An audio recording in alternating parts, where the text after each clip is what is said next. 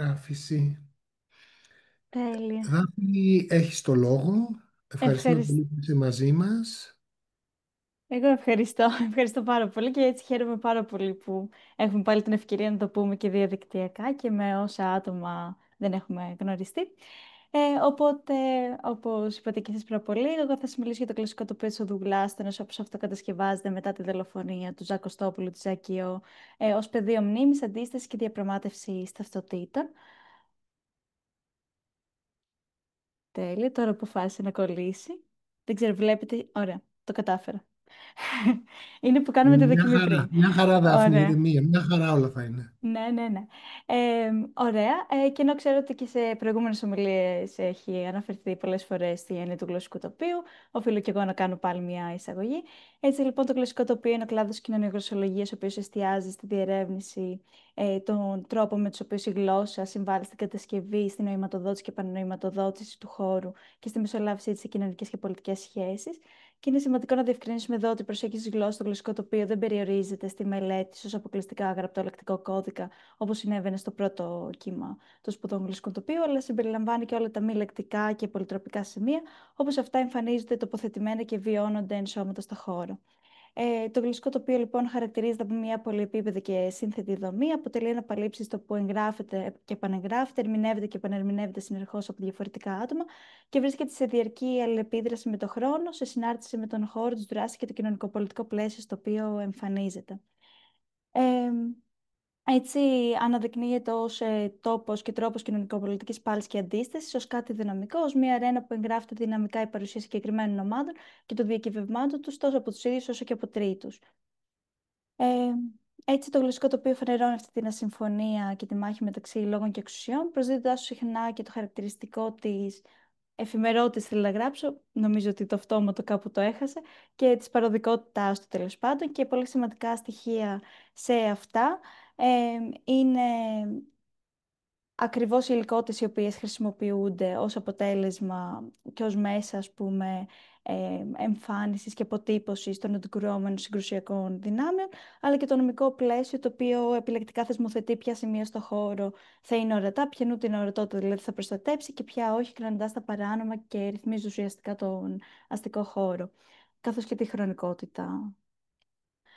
Ε, Ωραία. Και μέσα σε αυτό το πλαίσιο ρύθμιση και οριοθέτηση του χώρου, συχνά το γλωσσικό τοπίο αναδύεται ως ετεροτοπία, ως έναν δηλαδή πραγματικό τόπο, αλλά ταυτόχρονα αντιτόπο, με χαρακτηριστικά αυτά της ενόχλησης και υπονόμευσης της γλώσσας και κατά επέκταση των κυρίαρχων λόγων και τόπων. Και τέλος, δεν μπορούμε να μην αναφερθούμε και στο ρόλο της ψηφιακότητας που μας δίνει τη δυνατότητα της αρχαιοθέτησης και αναζήτηση σε διαφορετικούς χρόνους και από διαφορετικούς γεωγραφικούς τόπους, ακόμα και αυτών των παραδικών, ας πούμε, σημείων του γλωσσικού τοπίου. Και έτσι μιλάμε πλέον για το γλωσσικό τοπίο ως πλέγμα εντός και εκτός διαδικτύου, αυτό το online-offline linguistic landscape, που τονίζει και το πέρασμα από το τοπικό στο υπερτοπικό. Τώρα, όσον αφορά, δεν ξέρω αν μπορείτε να το δείτε καλά αυτό, αυτό λίγο κάτω, εντάξει, είσαι για τον τίτλο. Ε, Μία ακόμα σημαντική λοιπόν έννοια για αυτή την έρευνα είναι η έννοια της ταυτότητας που αφορά τον τρόπο θέωσης του εαυτού εντός ενός περιβάλλοντος, ε, όπως αυτό προκύπτει από διαφορετικά στοιχεία της εμπειρίας και της υποκειμενικής θέσης του κάθε ατόμου, και έτσι πλέον μπορούμε να μιλάμε για πολλαπλές αλλά και πολλές φορές αλληλοσυγκρουόμενες ταυτότητες. Ωραία. Όσον αφορά το κομμάτι της μνήμης, ο Σταφρίδης ορίζει τη συλλογική μνήμη έτσι και από το πρίσμα της σύνδεσης του με το χώρο σε έναν τόπο παραγωγής κοινών αναγνωρίσιμων νοημάτων, το οποίο μπορεί να επιβεβαιωθεί μόνο μέσα από κοινές αναφορές. Η συλλογική μνήμη, με αυτή την έννοια, είναι και κάπως επιλεκτική. Κάθε κοινωνική ομάδα καθιερώνει και αναπτύσσει τις αφηγήσεις της με βάση τις ανάγκες της. Και όσον αφορά το ρόλο της κυρίαρχης εξουσίας, προβάλλει τα συμφέροντά της ως καθολικές αξίες, φυσικοποιώντας τις μέσα ακριβώς από την παγίωση μιας ιστορικής αφήγησης, η οποία προβάλλεται ως γραμμική και τελεολογική. Και ενώ θα μπορούσαμε να πούμε πάρα πολλά και για τη σχέση των ταυτοτήτων και για τις συλλογικές μνήμες με τη γλώσσα, το μόνο που θέλει να αναφέρει είναι ότι κάθε κοινότητα σηματοδοτεί τα όρια του νοητού και του λογικού του ακριβώς μέσα από τη γλώσσα, μέσα από το σχηματισμό δηλαδή και την επικράτηση μιας νόμιμης κυρίαρχης για αυτήν την γλώσσα, συγκεκριμένους τρόπους να μιλάμε για τα πράγματα. Και επειδή η κύρια εστίαση θα είναι στα οδονίμια σε αυτήν την παρουσίαση, πρέπει να πω και κάποια πράγματα και γι' αυτό. Έτσι Ε, ναι. Το κάθε όνομα της οδού αναλαμβάνει ενός ρόλο, ενός σημαίνοντος που αναπαριστά ένα σημενόμενο, δηλαδή την ίδια την οδό, έχουμε το όνομα και την οδό. Και πολλές φορές αποκτά και ένα δεύτερο σημενόμενο, αυτό της ιστορικής φιγούρας ή του γεγονότος που μνημονεύεται. Έτσι αποκτά τη σημασία του τόσο διακειμενικά όσο και σχεσιακά. Και με αυτόν τον τρόπο πολύ συχνά νομιμοποιούνται και φυσκοποιούνται, ας πούμε, κυρίαρχες ταυτότητες και αφηγήματα της επίσημης εθνικής ιστορίας μέσα ακριβώς από την ενσωμάτωση των στοιχείων σε τόπους καθημερινής ζωής, όπως είναι αυτά των οδονημίων, αγνοώντας έτσι άλλες αποκλίνουσες ιστορίες. Η αντίσταση σε αυτή την πολιτική μπορεί να ειδωθεί και ως ένα τόπο και τρόπο κοινωνικοπολιτικής πάλης και αντίστασης, και έχουμε άμεσες μορφές αντίστασης που αφορούν τις διαμαρτυρίες, ενέργειες μετονομασίας οι οποίες έχουν να κάνουν με την υλικότητα των οδονημίων, αλλά και έμεσες καθημερινές μορφές αντίστασης που είναι η χρήση άλλων ονόμων στον προφορικό λόγο. Σημαντικό είναι ότι συχνά τα οδονίμια χρησιμοποιούνται σε καθημερινή βάση, χωρίς ωστόσο τα άτομα να γνωρίζουν ή να νοιάζονται για το ποια άτομα και τι μνημονεύεται, καθιστώντας τους έτσι ως κενά, κοινά σημενόμενα, το δεύτερο τουλάχιστον σκέλος, ε, και φανερώνεις μια σημασιολογική μετατόπιση. Δάφνη, με συγχωρείς, μπορώ Ναι, να σου ζητήσω να μιλάς λίγο αργότερα και λίγο δυνατότερα. εντάξει. Νομίζω ότι εκεί είναι ο τέλειος ήχος, τουλάχιστον για μένα, γιατί δεν ακούγεσαι καλά. Θα φωνάζω, θα φωνάζω. Νομίζω ότι είναι πρόβλημα Δεν του πειράζει να υπολογιστή μου. φωνάζεις πολύ, αλλά αυτή τη στιγμή σε ακούω προσωπικά τέλεια, επειδή μου είπαν και άλλοι άνθρωποι σε chat ότι δεν σε ακούνε καλά. Νομίζω μια ελαφρά μείωση του ρυθμού Οκ. θα έχει πολύ καλά αποτελέσματα και η αλήθεια είναι ότι όλοι περιμένουμε να σε ακούσουμε, οπότε δεν θα σε κλείσουμε. Ωραία, ωραία. Ναι, πείτε μου Μια ότι, χαρά. ότι είναι Εγώ νομίζω μερικές ότι αυτή τη φορές. στιγμή είναι μια χαρά. Ωραία, νομίζω ότι έχει να κάνει και Ζητώ με το γεγονός πολλά ότι κρατάω το συγγνώμη για τη μικρόφωνο. διακοπή, αλλά ήταν Όχι, όχι. για να σε ακούσουμε. Εννοείται, ενώ εγώ δεν βλέπω και το chat τώρα επειδή έχω ανοιχτή την Δεν οθόνη, οπότε ό,τι πειράζει, είναι το ελέγχω με εγώ. διακόπτεται, Ευχαριστώ. δεν υπάρχει θέμα. Μια χαρά. Ωραία. Ωραία. Και αυτή είναι η οδός Γλάστονο στο κέντρο της Αθήνας που θα αναφερθούμε τώρα. Και λίγα πράγματα για το πλαίσιο. Και να πούμε ότι ο Ζάκος Τόπουλος, δηλαδή το άτομο που δολοφονήθηκε εκεί, το οποίο θα το αναφέρω μετέπειτα, ήταν μέρος της LGBTQ κοινότητας, πραγματοποιώντας και drag shows με το όνομα Ζάκιο. Και ήταν και ακτιβιστής υπέρ και των δικαιωμάτων της LGBTQ+ κοινότητας, άρα και της ορατότητας και ενημέρωσης για τα οροθετικά άτομα. Και δολοφονήθηκε στις 21 Σεπτεμβρίου του 2018 στην οδό Γλάστονο στο κέντρο της Αθήνας, έπειτα από πολύ άγριο ξυλοδαρμό, οριακά λιντσάρισμα, όχι οριακά, αλλά από τον ιδιοκτήτη τέλος πάντων του κοσματοπολίου μέσα στο οποίο βρέθηκε εγκλωβισμένος, ένα μεσίτη και 4 αστυνομικούς.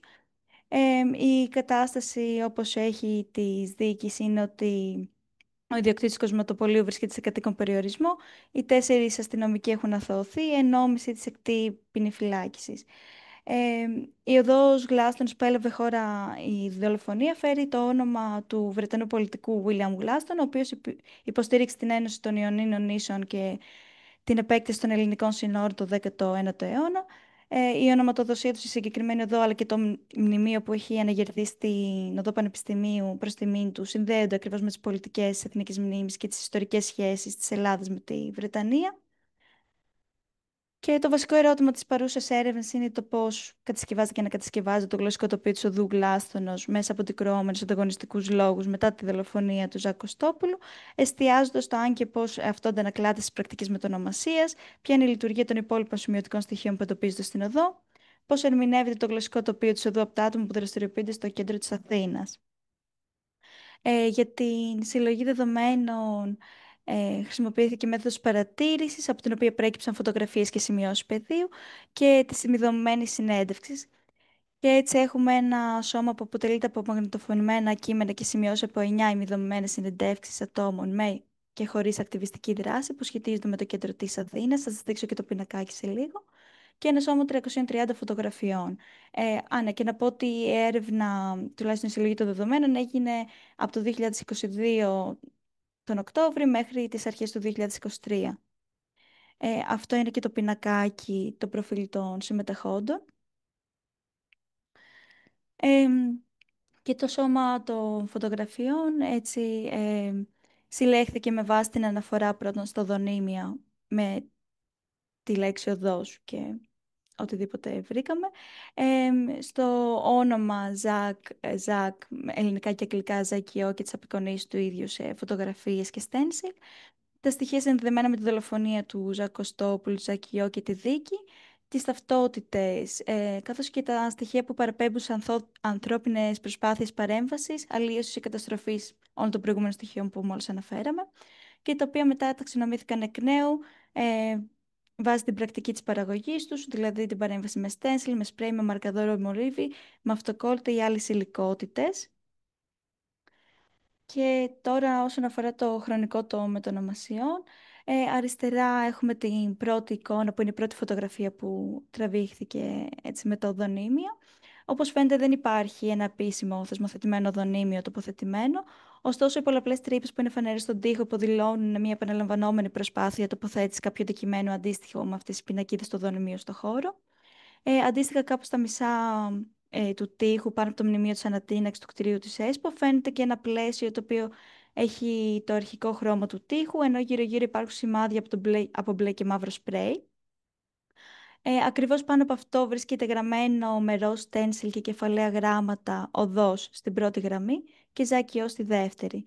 Και 3 μέρες μετά από αυτή τη φωτογραφία, πάμε στην εικόνα 2, η οποία φαίνεται πλέον να έχει τοποθετηθεί και το επίσημο κρατικό οδονίμιο, στο οποίο διαβάζουμε από το πάνω προς τα κάτω οδός και στη δεύτερη σειρά γλάστονος με λευκά κεφαλαία γράμματα, ενώ στη τρίτη σειρά αναγράφεται το όνομα του οδού χωρίς ωστόσο το χαρακτηρισμό της ως τέτοια, με λατινικούς χαρακτήρες γλάστονος, χωρίς να λέει γλάστονος τρίτη δηλαδή, και κίτρινο χρώμα. Ανάμεσα στη δεύτερη και στη τρίτη σειρά υπάρχει μια λεπτή λευκή γραμμή που λειτουργεί ως διαχωριστικό μεταξύ των δύο λέξεων.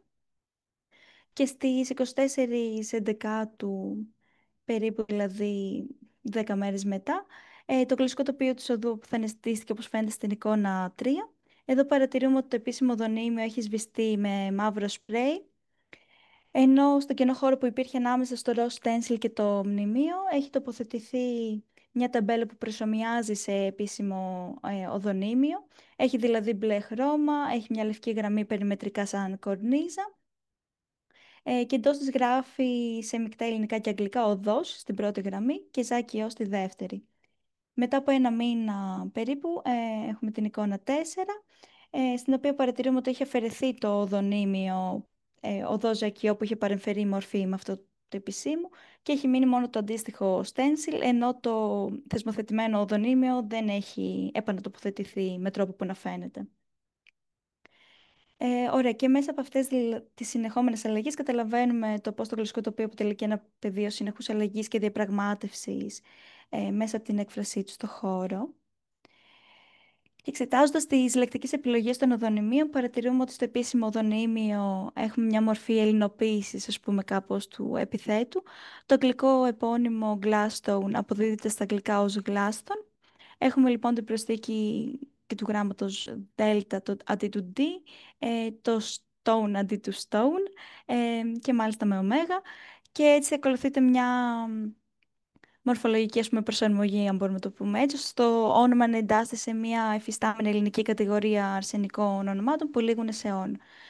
Το μέγα δείχνει την ελληνική ορθογραφία που παραπέμπει πάλι σε αρσενικό κυρίαρχο όνομα και μέσω της χρήσης της γενικής μετατρέπεται αυτό το αγγλικό επίθετο σε ένα ελληνικό κύριο όνομα, ικανό να κλείνεται και να εντάσσεται ομαλά σε συντακτικά πλαίσια, όπως η χρήση της γενικής στο δονήμια. Σε αυτή την περίπτωση, το ξένο εντός εισαγωγικών στοιχείο, αυτό το άλλο, δεν αντιμετωπίζεται ως απειλή προς την ελληνική ταυτότητα ή την εθνική συνέχεια.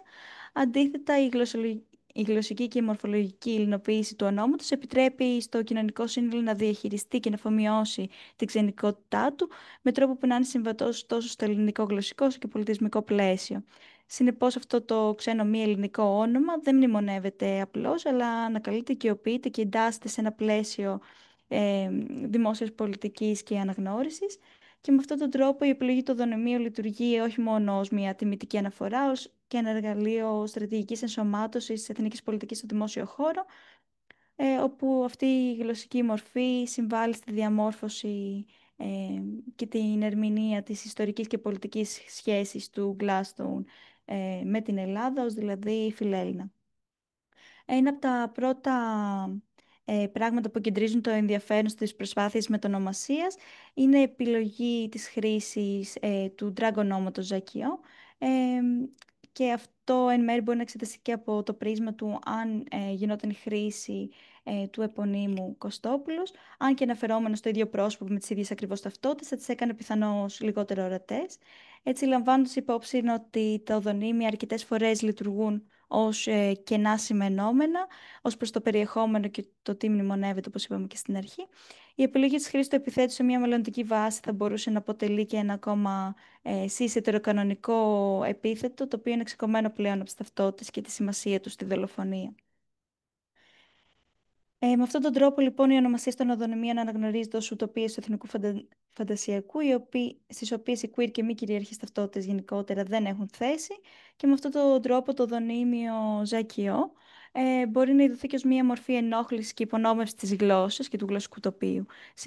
Συνεπώς, η απόφαση να καταστεί δημόσια ορατή μέσα στο γλωσσικό τοπίο της οδού η ταυτότητα μιας drag personas, καθώς και όλες οι αποκλίνουσες ταυτότητες που ενσάρκωνε η Ζακιό, αποτελεί και έναν τρόπο αντίσταση στους κυρίαρχους λόγους και αναταραχής αυτής της εθνικής ταυτότητας που προωθείται μέσω της ρύθμισης της ορατότητας του τι εμφανίζεται και τι όχι στο γλωσσικό τοπίο.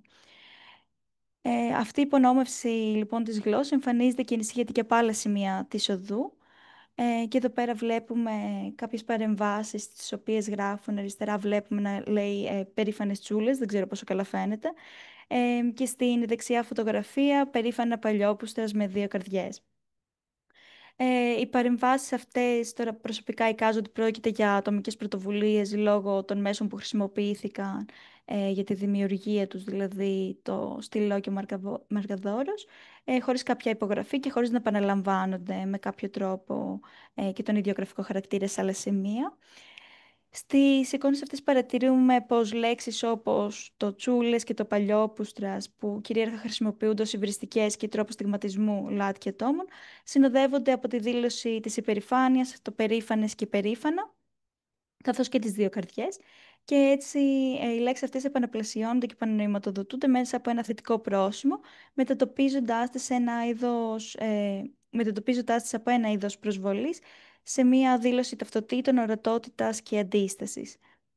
Και ειδικότερα στη δεξιά εικόνα θα μπορούσαμε να πούμε ότι ίσως να αποτελεί και μία μορφή απάντησης στην παρέμβαση με καφέ, καθώς αυτή δεν ήταν μία μεμονωμένη πρακτική, δηλαδή και σε άλλες αφήσεις στις οποίες φαινόταν το πρόσωπο του Ζακοστόπουλου του Ζακιώ υπήρχαν στίγματα από καφέ. Ε, Αναπόσπαστο λοιπόν κομμάτι ακόμα στο κλασικό τοπίο του οδού Γκλάστονς είναι και η συμβολή των υλικοτήτων στην παραγωγή νοήματος και κατ' επέκταση στη λειτουργία τους ως ενδείκτη ταυτοτήτων. Πιο συγκεκριμένα λοιπόν κινώντας από το ροζ χρώμα που χρησιμοποιήθηκε και για το στένσιλ οδό Ζακιώ, αλλά και που φαίνεται σε πάρα πολλά ακόμα σημεία της οδού, ενδεικτικά βάζω ένα ακόμα, μπορούμε να πούμε ότι ε, ερμηνεύεται και σαν ενδείκτης ταυτοτήτων. Ένα από τα συνεντευξιαζόμενα άτομα είπε, αναφερόμενο στο queer άτομο, ότι με αυτόν τον τρόπο, δηλαδή με το ροζ χρώμα, ναι, το λέει, με αυτόν τον τρόπο και με αυτό το χρώμα, αυτή την ονοματοδοσία της οδού θέλουν να δείξουν ότι υπάρχουν προφανώς, ότι υπάρχουν και εξοντώνονται. Ενώ ένα άλλο άτομο ανέφερε: εντάξει, θεωρώ περιττό να πω ότι χρειάζεται να υπάρχουν πολλά πράγματα γραμμένα εκεί πέρα, να υπάρχει πολύ χρώμα, πολύ glitter, πολύ κόκκινο, πολύ ό,τι ενοχλεί και ό,τι του θυμίζει. Ό,τι του τυχιώνει από αυτό το άτομο που άφησε την τελευταία του πνοή. Ε, την πνοή του τελευταία εκεί πέρα, συγγνώμη. Ε, και σε αυτές τις δηλώσεις το χρώμα δρά συμπληρωματικά ως αντίστοιχο μιας αντιγλώσσας, δηλαδή ως σημαντικό στοιχείο που δομείται πάνω και ταυτόχρονα αντίθεται στους κυρίαρχους λόγους περί στερεοτυπικών τρόπων θέασης της ομοφυλοφιλίας, αγκαλιάζοντας και τεκνοθετώντας τους. Η χρήση αυτού του χρώματος λοιπόν και η σύνδεση με ένα ανοιχτά queer άτομο στο δημόσιο χώρο αποτελεί και μία πρόκληση απέναντι στην ετεροκανονικότητα και στους τρόπους με τους οποίους εκφράζεται και εγγράφεται στο γλωσσικό τοπίο, μέσα ακριβώς από τη μνημόνευση, δηλαδή κυρίως αρνοποτήτων σε θεσμοθετημένα μπλε πλαίσια, οπότε έχουμε και αυτή τη αλλαγή μεταξύ του ροζ και του μπλε πάρα πολύ έντονα. Και αν θα μπορούσα να κάνω και μία παρένθεση και να πω ότι θα μπορούσε και κάποιος το χρώμα το μπλε και το άσπρο να το παρομοιάσει και να το παρελύσει κάπως και με τα χρώματα της ελληνικής σημαίας, και αυτό κυρίως παρόλο που δεν έχω καταφέρει να βρω ποια είναι η πολιτική πίσω ακριβώς από την επιλογή των χρωμάτων, κάπως κάνω μια αυθαίρετη σύγκριση με την Κωνσταντινούπολη, στην οποία το δονήμι έχουν κόκκινο φόντο και άσπρα γράμματα, πάλι κατά τη στοιχεία της τουρκικής σημαίας. Παρ' όλα αυτά, το μπλε χρώμα, σε συγκεκριμένη περίπτωση, αποτελεί και πάλι ένα σημείο που λειτουργεί διαλογικά με τα υπόλοιπα σημεία και τις υλικότητες του δονημίου και ερμηνεύεται ως ενδείκτης κρατικής πολιτικής. Ε, και έτσι νομίζω ότι θα ήθελα μόνο ενδεικτικά, γιατί αναφέρθηκε πάρα πολλές φορές, να βάλω αυτό το απόσπασμα από τη συνεντεύξη, το οποίο λέει: «Η μπλε ταπελίτσα δείχνει αυτό, ότι το έχει αναλάβει ο Δήμος ή το κράτος». Έτσι συνδέεται το χρώμα της πινακίδας με τη θεσμική πρακτική της ονοματοδοσίας και τους αρμόδιους φορείς, φανερώντας τους αναδυόμενους και άλλους γραμματισμούς αναφορικά με την αναγνώριση των σημείων που ε, αποτελούν τέλος πάντων θεσμοθετημένα οδονίμια, αλλά και γενικά της αναγνώρισης και ερμηνείας του γλωσσικού τοπίου μέσα από τη βιωμένη εμπειρία των συνεντευξιζόμενων. Αντίστοιχα, ένα άλλο άτομο αναφέρθηκε στη σύγκριση των υλικοτήτων του θεσμοθετημένου οδονημίου με το stencil οδοζωκείο, το οποίο λέει: «Βλέπεις ότι είναι σε πλάκα στερεωμένο, τώρα αυτό για το επίσημο δονήμιο, σε ένα τοίχο και βλέπεις, ας πούμε, ένα μνημείο που θέλει να φτιάξει ο λαός, ο κόσμος, οτιδήποτε, που είναι, πώς να σου το πω, καταστρέφονται τόσο εύκολα και το ξαναβάζουν και το ξανακαταστρέφουν, κατάλαβες».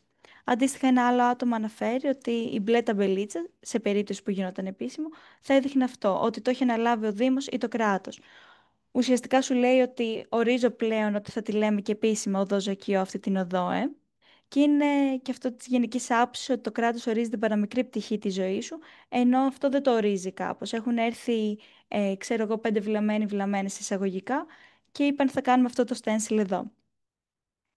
Έτσι τονίζεται, ε, συγγνώμη, ότι τα μέσα και η πρακτική αυτή του stencil είναι μια αυτοσχέδια κατασκευή από το λαό, από τα κάτω, μια απάντηση στο επίσημο οδονίμιο για το οποίο δεν έχουν δικαιοδοσία και ταυτόχρονα μια ένδειξη ταυτότητας αυτής της μη κρατικής που διαφοροποιείται από αυτήν και έρχεται σε αντίθεση με αυτήν.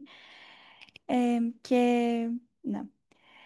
Και είναι και σημαντικό να πούμε ότι το ένα από τα άτομα, τέλο πάντων, ένα συνεντευξεζόμενο άτομο, έχει προσθέσει και ότι παρόλα αυτά υπάρχει και το αφημιωτικό και το βλέπεις. Από τον τοίχο μέχρι το λόγο, μέχρι τους νόμους, δεν το σβήσαν. Αλλά σου λέει ότι εδώ πρέπει να είναι οδός γλάστονος. Αλλά συμβολικά το αφήσαν.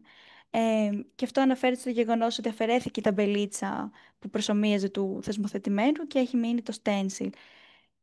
Με αυτόν τον τρόπο, λοιπόν, εκτός από τη συσχέτιση της πολιτικής του χώρου και της εξουσίας σε αυτόν με συγκεκριμένες υλικότητες, εντοπίζεται και η άποψη ότι η διατήρηση ή όχι των οδονημίων και γενικότερα όλων των στοιχείων που υπάρχουν στην οδό μπορεί να γίνει και κατανοητή ως μια κρατική παραχώρηση της ύπαρξής τους. Δηλαδή, τα έχοντας σε εξουσία άτομα μπορούν να ορίζουν τι είναι ορατό στο χώρο και τι όχι και μπορούν να επιλέξουν την παραχώρηση του να μείνει το stencil εκεί πέρα, κάνοντας το να φαίνεται ως μια μορφή νίκης και διεκδίκησης.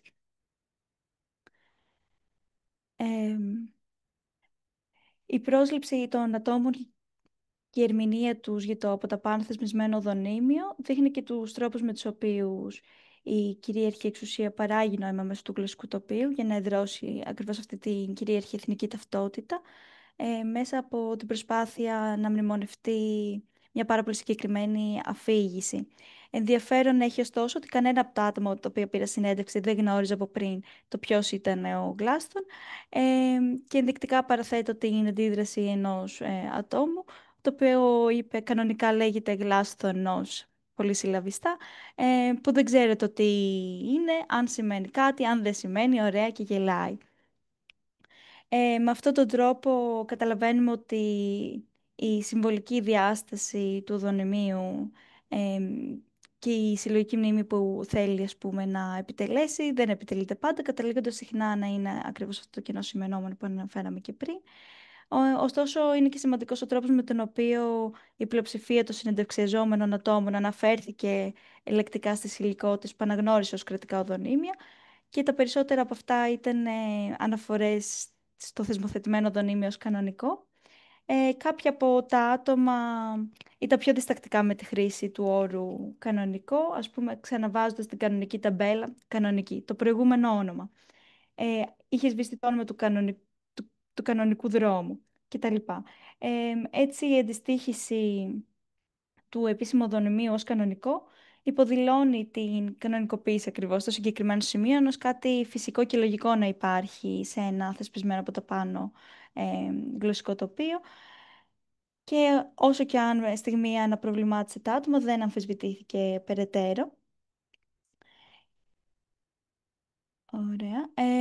Η δήλωση αυτή φωτίζει από τη μία την τάση της ερμηνείας, οτιδήποτε οπτικά απεικονίζεται και ερμηνεύει το ως θεσμοθετημένο, να το έχουμε και στο μυαλό μας ως κανονικό, κάνοντας φανερή έτσι την εσωτερήκευση των χωροτακτικών πρακτικών που εφαρμόζονται στο αστικό ιστό.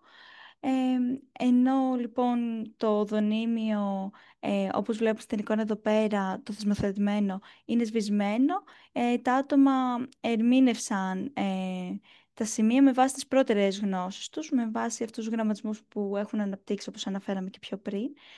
Και δεν είναι απλώς η υλικότητα από μόνη της που λειτουργεί ως σημείο αναγνώρισης του γεγονός ότι αποτελούν κρατικά οδονίμια.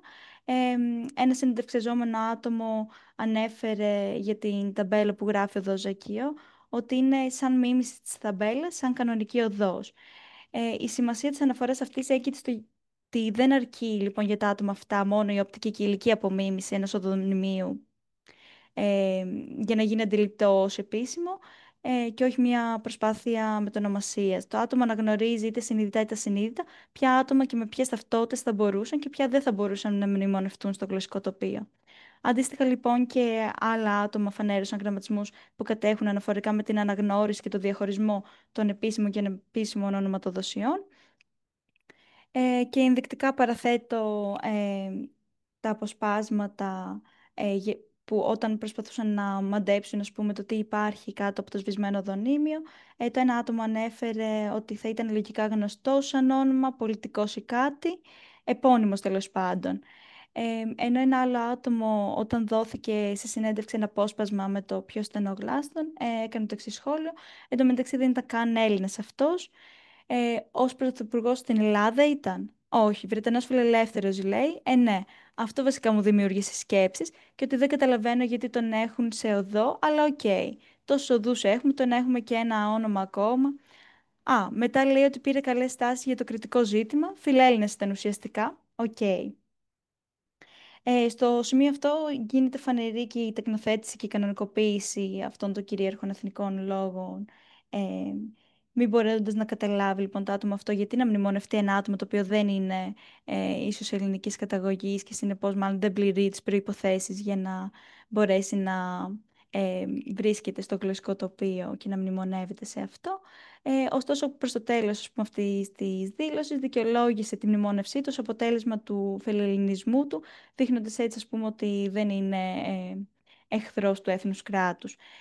Αντίστοιχα, αναφερόμενο στο γεγονός ότι δεν έχει μετονομαστεί επισήμως η οδός, ένα από τα συνεντευξεζόμενα άτομα ανέφερε για την Ζάκη για τον Ζακοστόπουλο, ότι δεν ήταν στις προδιαγραφές του κράτους. Πώς να το πω. Άμα ήταν ένας που πέθανε εκεί πέρα, ένας αστυνομικός, ξέρω εγώ, ή οτιδήποτε άλλο, πολιτικός, θα είχαμε κάνει παραλέσεις, θα είχαμε αλλάξει 50.000 οδούς στο όνομά του.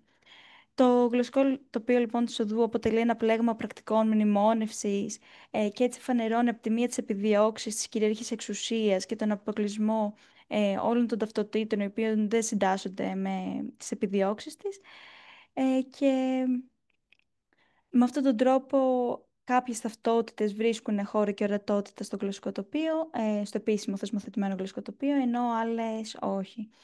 Τα άτομα λοιπόν δείχνουν να γνωρίζουν τις ταυτότητες που μνημονεύονται, καθώς και αυτές που δεν θα μνημονεύονται από τους θεσμικούς φορείς.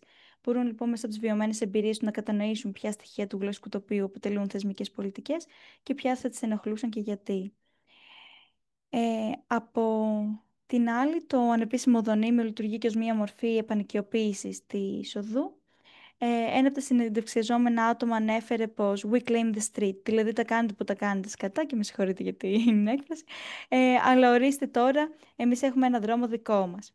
Δείχνει με αυτόν τον τρόπο ότι μέσα από τη μετονομασία η οδός γιορτάζεται ως ένας αντιτόπος, όπου οι κανόνες και η έκφραση διαφορετικότητας ρυθμίζεται από τα ίδια τα άτομα εντός της. Προσθετικά της μετονομασίας ως μια μορφή επανοικιοποίησης λειτουργούν και άλλα στοιχεία που εμφανίζονται στην οδό, όπως αυτή η παρέμβαση με μαρκαδόρο που γράφει 3 Δεκάτου 2018, δηλαδή μερικές εβδομάδες μετά τη δολοφονία, 6 και 35 το απόγευμα. Ζακ, δεν σε ήξερα, όμως τώρα σε ξέρω. Θα είσαι πάντα μέσα στις καρδιές μας. Με αγάπη, Σάρκεν Ρεμόνα, γάμα συνδέλτα, αντίο αδελφέ. Η ακριβής ημερομηνία και ώρα εδώ πέρα λειτουργεί ως μία μορφή ντοκουμέντου της δημιουργίας της αρχής αυτής της συλλογικής μνήμης μετά από τη δολοφονία και για αυτήν. Η φράση «Ζακ, δεν σε ήξερα, όμως τώρα σε ξέρω» εκφράζει μια προσωπική και συλλογική σύνδεση με τον Ζακ Κωστόπουλο.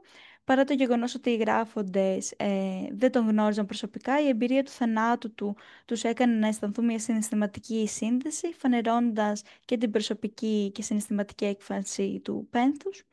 Η φράση «Θα είσαι για πάντα μέσα στις καρδιές μας» εκφράζει την διαχρονικότητα της μνήμης και τη συναισθηματική σύνδεση με τον Ζακ που λειτουργεί ως υπόσχεση ότι η παρουσία του θα παραμείνει ζωντανή στους ανθρώπους που τον θυμούνται. Επιπλέον η χρήση του αλφαπληθυντικού «μας» σε σύγκριση με το «Ζακ δεν σε ήξερα» και τον αλφανικό εκεί πέρα ενισχύει αυτή την κοινωνική διάσταση της μνήμης, υποδηλώνοντας ότι η απώλεια και η θλίψη για τη δολοφονία του Ζακ αγγίζουν περισσότερα από ένα άτομο και δημιουργούν μια αίσθηση συντροφικότητας και αλληλεγγύης μέσα από το πένθος. Η φράση «Αντίο αδελφέ» εκφράζει την οικειότητα, ακόμη και χωρίς την πραγματική συγγένεια. Και τέλος, οι προσωπικές υπογραφές αποτελούν έναν τρόπο φόρου τιμής, λειτουργούν τόσο ως υπογραφή και σύμβολο, συνδυάζοντας αυτή τη συναισθηματική διάσταση του προσωπικού πένθους με τη μαρτυρία όπως αυτή εγγράφεται στον τόπο. Εκτός όμως από έτσι, το προσωπικό πένθος, τη λύπη και τη μαρτυρία, το κλασικό τοπίο φανερώνει και στοιχεία που αποτυπώνουν την οργή για το συμβάν και το κάλεσμα σε πολιτική δράση. Ένα άτομο πολύ χαρακτηριστικά ανέφερε για την προσπάθεια μετονομασίας ότι θέλει να το βλέπουν ακόμα και αυτοί που δεν το γουστάρουν. Και ενώ υπήρχαν πάρα πολλά στοιχεία στην οδό, διάλεξα αυτό. Έρχεται λοιπόν και σε διαλογική σχέση αυτή η δήλωση και με άλλα σημεία στο γλυσκό τοπίο του οδού, όπως για παράδειγμα αυτό το stencil που γράφει «No Zaki, no peace». Κατά τη στοιχεία του «No justice, no peace», λοιπόν, η λέξη «Ζάκη», το όνομα του Ζακ Κωστόπουλου, γίνεται συνώνυμο και αντικαθιστά τη λέξη «justice», δηλαδή δικαιοσύνη, συνδέοντας τη δολοφονία, κάτι δηλαδή πάρα πολύ τοπικό, με τα παγκόσμια κινήματα και τον ακτιβιστικό λόγο έτσι, των παγκόσμιων κινημάτων. Με αυτόν τον τρόπο το κλασικό τοπίο δεν γίνεται μόνο ένα τόπος πένθους, αλλά και αγώνα, δηλώνοντας ότι όσο συντελούνται δολοφονίες ατόμων που ανήκουν σε μειονοτικοποιημένες ομάδες, δεν μπορεί να υπάρξει ειρήνη, αναδεικνύοντας έτσι και τον πολιτικό χαρακτήρα της δολοφονίας και προτρέποντας σε έναν αγώνα αντίστασης. Και πολλά από τα συνεντευξεζόμενα άτομα αναφέρθηκαν στον συμβολικό χαρακτήρα της μετονομασίας και στην ανάγκη για συμπληρωματικούς τρόπους παραγωγής γνώσης για και μέσα στην οδό. Έτσι, ενδεικτικά ένα άτομο ανέφερε ότι συντάχθηκαν πολλά κείμενα και ανέβηκαν. Όλα αυτά είναι πιο, όχι to the point, αλλά κάνουν περισσότερη εντύπωση. Ίσως επειδή είναι πιο, δεν είναι τόσο λιτά. Το αναλύουν περισσότερο, ρε παιδί μου, οπότε μπορεί και να καταλαβαίνει περισσότερο ο άλλος όταν να δει απλώς ένα όνομα. Προς αυτή την κατεύθυνση, λοιπόν, εναλλακτικών τρόπων παραγωγής γνώσης για την οδό και μέσα στην οδό, εντοπίστηκε για ένα πολύ μικρό χρονικό διάστημα, και αυτό είναι το αγαπημένο μου δεδομένο, μία DIY τυπογραφική μήτρα, όπως βλέπουμε, που έχει βαφτεί σε ροζ χρώμα. Και στο πλάι αναγράφονται στα αγγλικά οι οδηγίες χρήσης της, πώς δηλαδή να μάθεις να τυπώνεις χρησιμοποιώντας τις. Και το περιεχόμενο είχε τίτλο, τώρα δεν φαίνεται πολύ καλά στη φωτογραφία της μήτρας, έλεγε The Missing News και αναφερόταν στις αποφάσεις του δικαστηρίου. Η τοποθέτησή της στο σημείο της δολοφονίας του Ζακ Κωστόπουλου συνειδητά μια βαθιά πολιτική πράξη οικειοποίησης του χώρου αλλά και της γνώσης. Έτσι, τυπογραφία και πιο συγκεκριμένο έντυπος τύπος, ο οποίος αναδεικνύεται συνυφασμένος με την παραγωγή κυρίαρχων λόγων και εξουσίας, αμφισβητείται με αυτόν τον τρόπο, με την εγκατάσταση δηλαδή αυτής της τυπογραφικής μήτρας στο δημόσιο χώρο. Τα μέσα παραγωγής λόγου και γνώσης επαναδιεκδικούνται υλικά και συμβολικά, μετατρέποντάς την από εργαλείο εξουσίας σε συμμετοχικό κοινοτικό artifact αντί μνήμης. Αποτελούν μια πράξη δηλαδή αντίστασης, μια υλική άρνηση της μονοπόλησης της παραγωγής γνώσης από τα κυρίαρχα ΜΜΕ και τους θεσμούς, από τα οποία και όλες η δολοφονία παρουσιάστηκε ειδικά στις αρχές με πάρα πολύ συγκεκριμένους τρόπους συγκάλυψης. Εξού μάλλον και ο τίτλος The Missing News. Κατά αυτόν τον τρόπο, από τη μία λοιπόν αντιστρέφεται η γνωσιολογική κυριαρχία της κυρίαρχης πληροφόρησης, ενώ παράλληλα αποτελεί και ένα διαδραστικό μνημείο που εστιάζει σε μια εναλλακτική μορφή από τα κάτω καταγραφής της ιστορίας της οδού. Ε, και εδώ πέρα βλέπουμε το πέρασμα από την υλική και κάπως ας πούμε αυτή την παραδοσιακή παραγωγή γνώσης που είδαμε στη φωτοτυπική μήτρα στο ψηφιακό.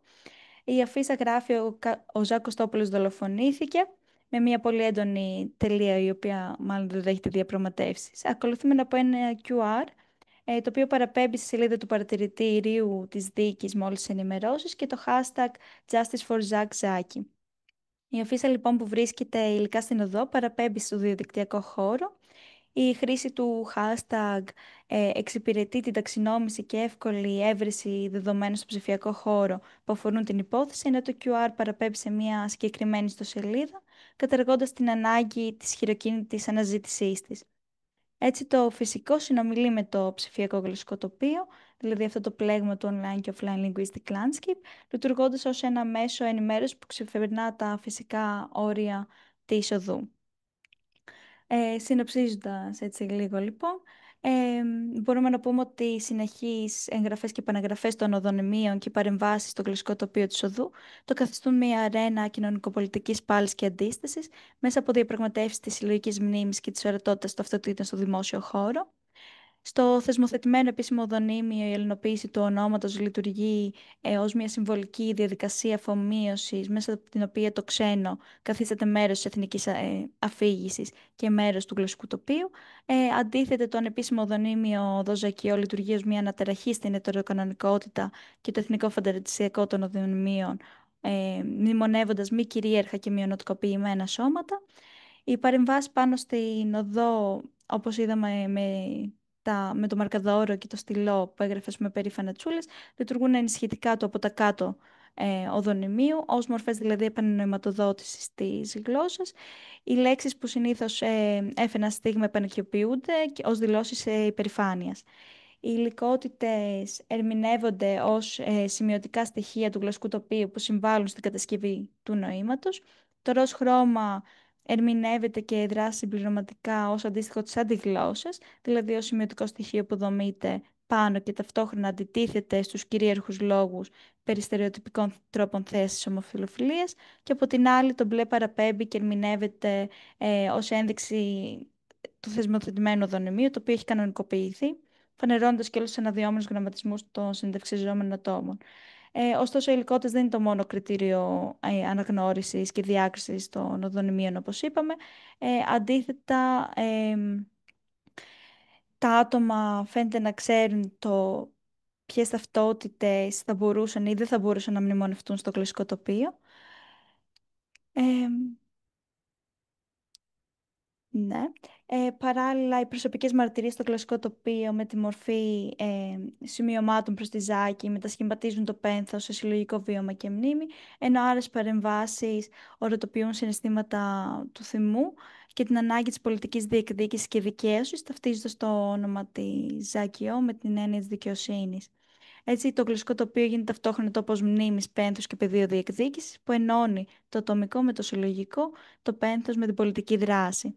Και τέλος, μέσω του γλωσσικού τοπίου επαναδιεκδικούνται τόσο ο χώρος όσο και τα μέσα παραγωγής λόγου και πληροφορίας, αποδομώντας έτσι την κυριαρχία των μέσων μαζικής ενημέρωσης και προτάσσοντας πρακτικές αντιμνημόνευσης που εκτελούνται τόσο στο φυσικό όσο και στο ψηφιακό χώρο. Και με αυτόν τον τρόπο το γλωσσικό τοπίο της οδού αναδεικνύεται ως μια ετεροτοπία, ως ένας χώρος όπου η γλώσσα δεν περιγράφει απλώς την πραγματικότητα αλλά τη μετασχηματίζει. Το γλωσσικό τοπίο της οδού γλάστος δημιουργεί μια αντίγλώσσα, καθιστώντας ορατές τις αντιστάσεις και τις ρογμές στο κυρίαρχο, δομώντας έτσι έναν αντίχώρο. Αυτή είναι η βιβλιογραφία μου και σας ευχαριστώ πολύ. Εμείς ευχαριστούμε πολύ για αυτή την πολύ πλούσια παρουσίαση. Ελπίζω Έτσι, να ήταν τροφή λίγο για ξεκάθαρα. σκέψη. Νομίζω Συγγνώμη. ότι, νομίζω ότι ήταν πολύ καθαρό. Είναι, πώς να το πω, serendipitous. Σήμερα που ψηφίζεται ή μάλλον που συζητείτε στη Βουλή αυτή, πώς να το πω, η άποψη για το μνημείο του Άγνου Στρατιώτη και το χώρο μπροστά στη Βουλή ως χώρο που δεν θα μπορούν να γίνονται ε, διαδηλώσεις ή πορείες διαμαρτυρίας είναι πολύ ενδιαφέρον. Θα ήθελα, αν μου επιτρέπουν όλοι, να κάνω δύο-τρεις παρατηρήσεις για να ανοίξει η συζήτηση. Εμένα μου κάνει πάντα εντύπωση το γλαφστόνος ή γλάφστονος. Εγώ το ήξερα γλαφστόνος όταν ήμουν παιδί, αλλά ήξερα και τις τουρνάρις, τουρνάρα ή κάτι το αντίθετο. Γενικώ τα εξάρχεια και οι οδοί έχουν μια, Ναι, ναι. μια τάση προς αλλαγή. Το «st» ούτως ή άλλως δεν είναι ελληνικό σύνταγμα. Εγώ η μόνη γλώσσα στην οποία ξέρω να υπάρχει είναι στον υπερθετικό βαθμό του «glad» στα δανέζικα, «gladster». Και πάλι στα ελληνικά, για να πεις λες συνήθως γλαστόνος, δεν λες δέλτα. Από την άλλη, μου έκανε εντύπωση αυτό με τις πινακίδες που είπες για το μπλε και το άσπρο και το κόκκινο και άσπρο. Στην Ιταλία οι πινακίδες είναι συστηματικά μαρμάρινες και τα U είναι λατινικά V, το οποίο προφανώς επιρρονεί αυτό που θέλεις να πεις. Μία σύνδεση είτε με την ιστορία, είτε με τη σημαία, είτε με κάτι άλλο. Ακόμα και στη Σερβία που είναι μπλε άσπρα έχει να κάνει με το γεγονός ότι ακόμα και η εθνική ομάδα είναι μπλε άσπρη. Ε, η πινακίδα που προσομοιάζει στην θεσμική πινακίδα δεν έχει κίτρινα λατινικά στοιχεία που είναι πολύ ενδιαφέρον. Ναι, ναι, ναι, Η σωστά. πινακίδα, η μπλε άσπρη Jackie O που έχει τοποθετηθεί, τη οποία στην υλικότητα δεν είμαι σίγουρος ότι κατάλαβα. Λογικά είναι μέταλλο με άσπρο πλαίσιο κτλ. Ναι, ναι, Έτσι. προσωμιάζει σε όλα σχεδόν, εκτός όντως από το γεγονός ότι δεν υπάρχει πολύ σωστή παρατήρηση. Βέβαια, ίσως και αυτό να έχει να κάνει με το γεγονός ότι είναι έτσι και αλλιώς Δεν στα υπάρχουν καλά. λατινικά σαν λέξη. Και το τελευταίο που θέλω να πω είναι ότι όλα αυτά που ακούω μου θυμίζουν το stencil δικαιοσύνη με το οποίο στη Μυτιλίνη τουλάχιστον ήταν μέχρι και στους σκουπεδονεκέδες. Θυμίζει την κρίση που περνάει η εμπιστοσύνη προς τη δικαιοσύνη, όχι μόνο στην Ελλάδα αλλά και αλλού, αλλά στην Ελλάδα ιδιαίτερα. Επίσης, το τελευταίο που θέλω να πω για να ανοίξει αυτή η κουβέντα είναι ότι παρακολουθώντας την πολύ αρχή αυτού του πράγματος, για μένα ήταν η πρώτη φορά που είδα το ουδέτερο, στο «Είμαστε όλα Ζακ». Και μου έκανε και πολύ νόημα σε εκείνο το σύνταγμα, ακριβώς επειδή ως νέοι άνθρωποι στα ελληνικά αυτοί θα ήταν παιδιά, αλλά όχι με μια απαξιωτική έννοια. Μμμ. Παρακαλώ ερωτήσεις, παρατηρήσεις, πιο πολύ έτσι αυτά δεν είναι πως είχα τίποτα σπουδαίο να πω, απλά τα σημείωσα και ήθελα να στα πω. Όχι, νομίζω ότι είναι πολύ ενδιαφέρον γιατί γενικά στην οδό αυτή υπήρχε πάρα πολύ έντονα, ας πούμε, και το ποιο όνομα θα χρησιμοποιηθεί, αν θα χρησιμοποιηθεί αυτό το Ζακ Κωστόπουλος, το οποίο βέβαια προσωμιάζει σε πολύ ετεροκανονικές, ας πούμε, σχέσεις, θα χρησιμοποιηθεί το Ζακ.io. Ακόμα και στο hashtag υπάρχει διπλά, είναι Justice for Zac, Ζακ.io. Μπαίνει και τα δύο. Και νομίζω ότι άνοιξε έτσι πολύ μεγάλη κουβέντα με το πώς γράφουμε και πώς γράφουμε πιο συμπεριληπτικά και ειδικά όταν πρόκειται για μια τέτοια οδό που λειτουργεί και ως ένας τόπος μνημείου. Ούτως ή άλλως υπάρχει queering και στην έκφραση Ζακ, στην αγγλική του γραφή και το Ζάκι και το Ζακ είναι queer, γιατί σε λατινικά θα πρέπει να είναι κάτι σαν Jackie και Μμμ. το Ζακ θα πρέπει να είναι με CH γιατί υπάρχει σαν όνομα. Ή με CH ή με CK. Με λίγα λόγια υπάρχει μια διάθεση ανατροπής κανονικοτήτων σε όλες τις εκφάνσεις αυτές. Ναι, είναι πολύ. Παρακαλώ ερωτήσεις, παρατηρήσεις, σχόλια προς τη Δάφνη.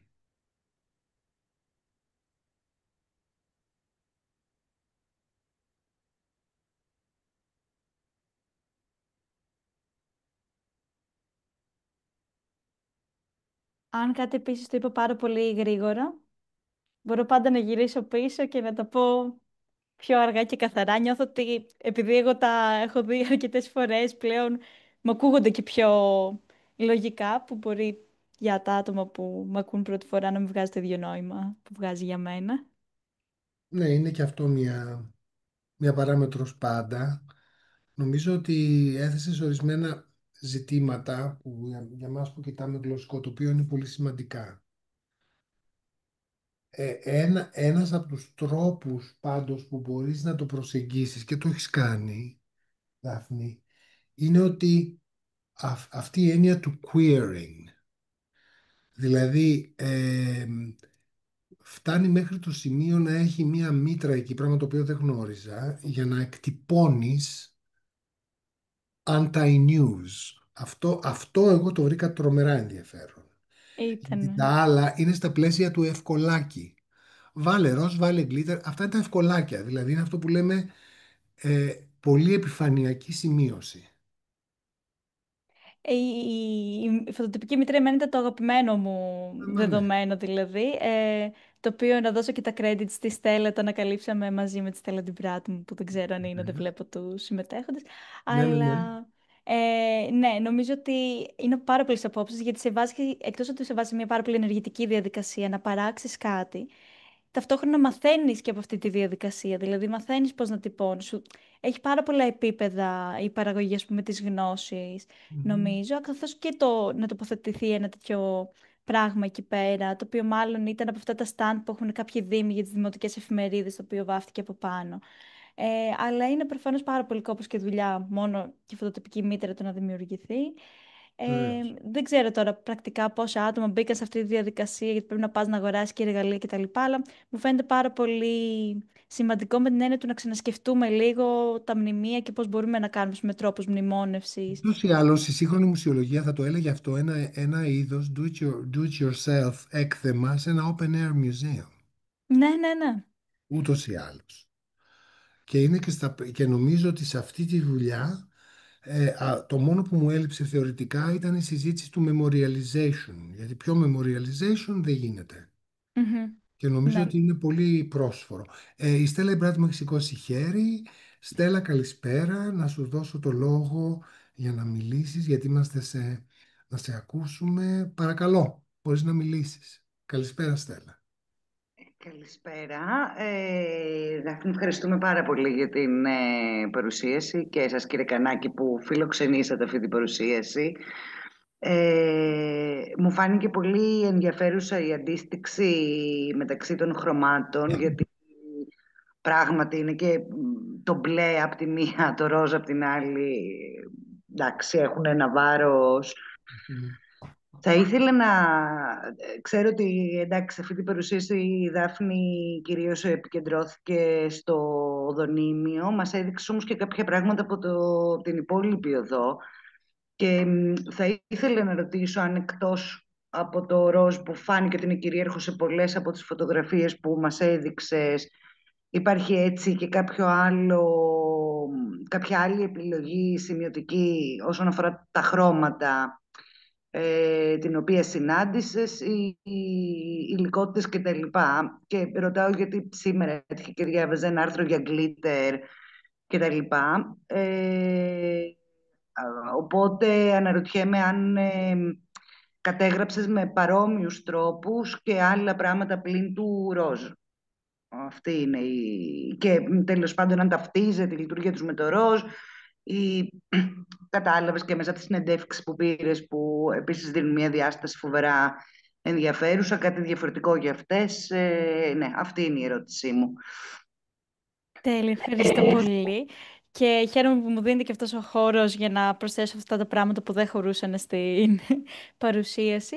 Και να πω ότι εντάξει, το ροζ ήταν πάρα πολύ κυρίαρχο, είναι η αλήθεια, αλλά παράλληλα υπήρχε πραγματικά και πάρα πολύ glitter. Και τώρα δεν ξέρω αν θα φαίνεται, θα προσπαθήσω να δω αν θα φαίνεται. Εδώ πέρα στο δέντρο, εκεί πέρα που είναι με ροζ και γράφει με μπλε γράμματα Ιζάκι Ζή, αυτό το κάπως κυτρινοπό είναι glitter. Υπήρχε και σε άλλα σημεία που ας πούμε έγραφε το όνομα Ζακ, ακριβώς με μπλε glitter.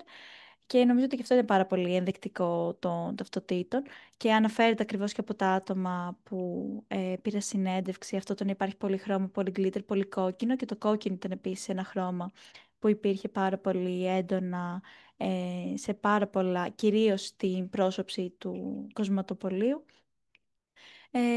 Αλλά υπήρχε, ας πούμε, κάπως έντονα και ερμηνευόταν με αυτή την κλασική, ας πούμε, ερμηνεία του αίματος και της αντίστασης και του πάρα πολύ έντονο που σου τραβάει το μάτι.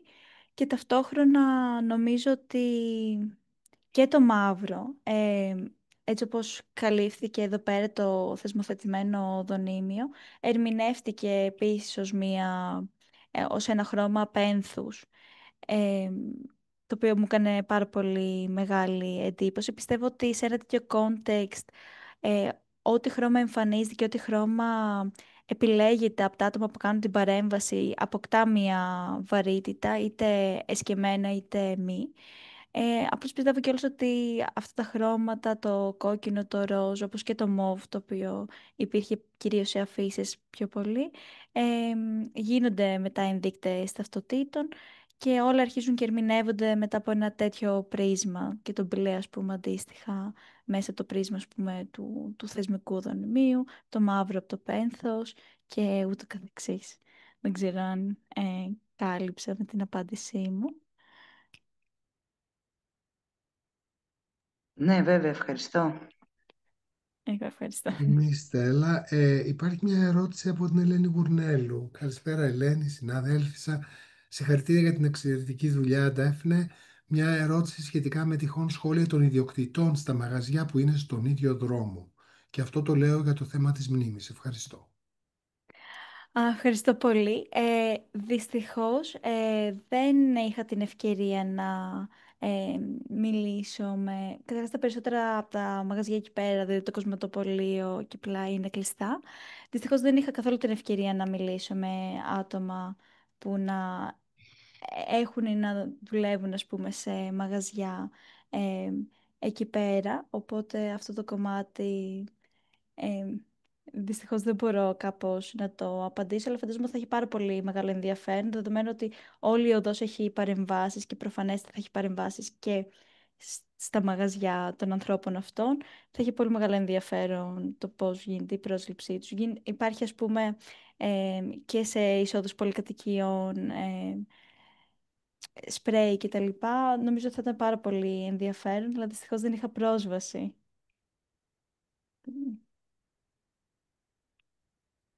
Αλλά ευχαριστώ πολύ. Κάποια στιγμή θα το επιχειρήσω και αυτό. Ελένη, βλέπω και μια άλλη ερώτηση στο Q&A. Σχετικά με τις δικές τους αναπαραστάσεις, συνεχίζει η Ελένη, και την αλλαγή του ονόματος του δρόμου. Το πώς, ας πούμε, π.χ. αποτυπώνονται, πώς αναφέρονται τα ίδια, τέλος πάντων, τα Έτσι, άτομα που έχουν τα μαγαζιά στην οδό με αυτή τη λογική. έτσι καταλαβαίνω την ερώτηση, ναι. Ναι. Η αλήθεια είναι ότι ενώ υπάρχει όλη αυτή η έντονη διαπραγμάτευση στην οδό με τη μετονομασία, δεν το έχω δει να χρησιμοποιείται σαν οδονίμιο, ούτε καν μέσα από τον ακτιβιστικό λόγο. Και κάπως αυτό συνδέεται με το γεγονός ότι μου ανέφεραν και κάποια άτομα συνεντεύξεις ότι δεν έχει αλλάξει π.χ. στο Google Maps. Οπότε σε όλα αυτά τα μέσα με τα οποία εμείς χρησιμοποιούμε για να πλοηγηθούμε στο χώρο εμφανίζεται ακόμα ως οδός Γλάστονος. Οπότε με αυτή τη λογική δεν έχω δει να χρησιμοποιείται και γενικότερα δεν ξέρω και ιδεολογικά ως τοποθετήσεις το πώς θα κόντουσαν οι υπόλοιποι καταστηματάρχες δεδομένων, ας πούμε, των συνθήκων. Ε, Ωστόσο, ναι, δεν έχω δει να χρησιμοποιείται ως επίσημο ή να αυτοπροσδιορίζεται π.χ. ένα κατάστημα ως ότι αν είναι στην οδό, ζακιό ή κάτι παρεμφερές. Ωραία. Είδα για δευτερόλεπτα ένα χέρι, την κυρία Ντόρα Τσαγκάνη, αν δεν κάνω λάθος, αλλά είδα να κατέβηκε.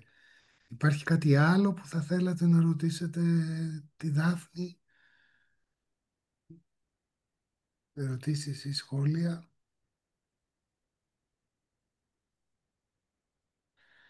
Εάν όχι, θα ήθελα να σας ευχαριστήσω όλες και όλους που ήσασταν μαζί μας απόψε.